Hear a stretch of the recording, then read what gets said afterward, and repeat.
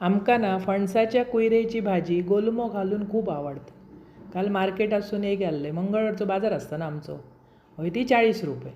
कोवळी आसा एकदम आनी रसाळ फणसाची आसा. भाजीवाली विकणारी म्हाज्या वळखीची. 40 रुपयाची आणलं, तासलं, तेचे कांटे काडले. अजिबात तेची पाव काडूंक ना इतकी ती कोवळी होती. नंतर स्वच्छ धुतलं. त्याच्यात मीठ, तेल आणि हळद घालून कुकराक लावून 4 शिट्यो काढून घेतल्या. जरा थंड होऊक द्यायची. मस्त भुसभुशीत उकडान येईल. नंतर ठेचूक होई तर ठेचायची.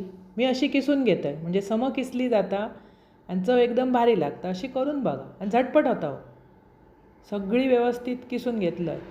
त्याच्यानंतर गॅसवर एक कढई ठेवलं, जरा ना कोलीम भाजून घेतलं. नंतर त्याच्यात पाणी घातलं. नंतर एक कढई घेतलं, त्याच्यात घातलं तेल, फोडणीक लसूण, बारीक चिरून कांदो, वरसून हळद, लाल तिखट, गरम मसालो आणि चवीपुरता मीठ घातलं. सगळा परतून झाल्यावर भाजून स्वच्छ धुतलेलो कोलीम घातलं. आम्ही गोलमो म्हणतो तेका. आणि व्यवस्थित परतून एक वाफ काढलं. नंतर त्याच्यावर किसलेली भाजी घातलं. म्हणजे ठेचलेली किंवा ठेचण्याची भाजी पण म्हणतो. पण गोलमो घातलास आणि भाजी केलास ना अप्रतिम चव येता. भाकरी बरोबर तर एकदम भारी लागतं. डाळ भात आणि कुयरीची भाजी, मस्त जेवण.